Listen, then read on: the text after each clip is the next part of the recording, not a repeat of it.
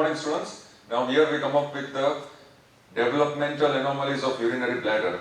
So in the developmental anomalies of urinary bladder, a very interesting and simple topic, we will discuss point number 1.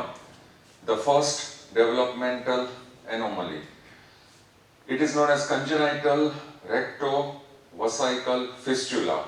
The congenital rectovesical fistula. This is very important. Rectovesical fistula. And it is congenital rectovesical fistula. Now here, simply one sentence, because of non-fusion of urorectal septum with the cloacal membrane, this fistula will remain.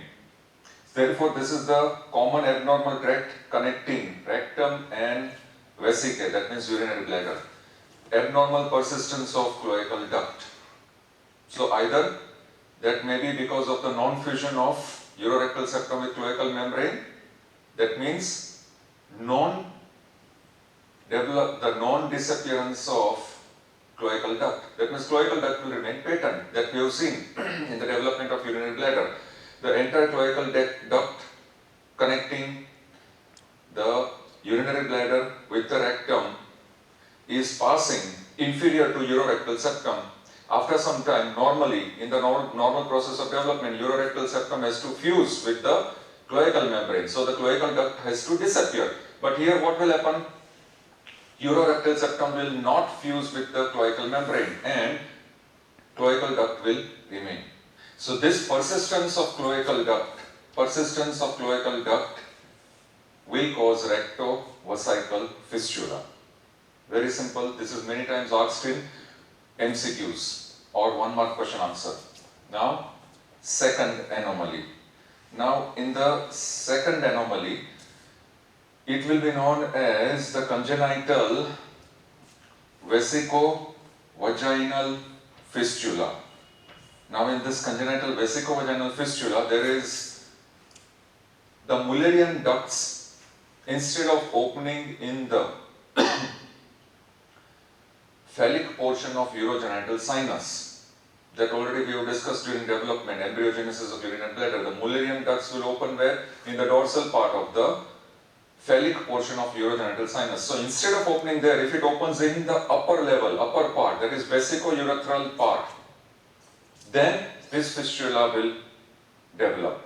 So here, only one point you need to mention, that the Mullerian ducts, they will open in the vesicourethral part. Instead of opening where? Instead of opening in urogenital sinus. Very simple. When Mullerian ducts open in vesicourethral part, what will happen will be abnormal connection between vagina and bladder. That is called vesicovaginal fistula will develop. So this is congenital anomaly number 2, developmental anomaly number 2 of urinary bladder. Now, developmental anomaly number 3 of the urinary bladder, and that will be urachal cyst. Here we need to mention urachal cyst. Sometimes what happens will be the Allenby diverticulum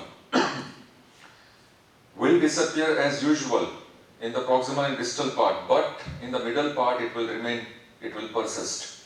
So Allenby diverticulum will persist in the middle part instead of disappearing. So that will result in development of swelling, where in the midline segment, in the infraumbilical wall. So in the anterior part of infraumbilical wall, midline swelling is represented as urachal cyst. And what is urachal cyst? How does it develop?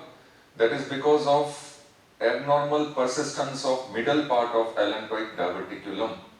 That is called urachal cyst. Proximal and distal part of Allenby diverticulum will disappear, but the middle segment will abnormally persist.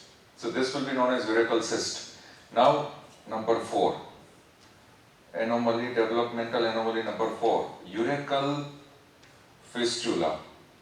What is urachal fistula is, here the entire Allenby diverticulum will persist. As the entire elentric diverticulum persists, there will be abnormal communication between bladder and umbilicus. So urine will pass outside through the umbilical opening.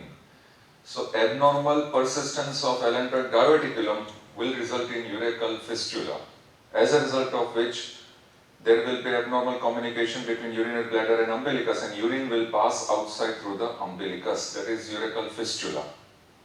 And number 5. This is the last one, ectopia vesicae. Now in ectopia vesicae, here, in ectopia vesicae, the anterior abdominal wall will not develop. Infraumbilical portion of anterior abdominal wall will fail to develop, as a result of which the anterior abdominal wall of urinary bladder will also fail to develop. Therefore, the interior of urinary bladder will be exposed to the exterior.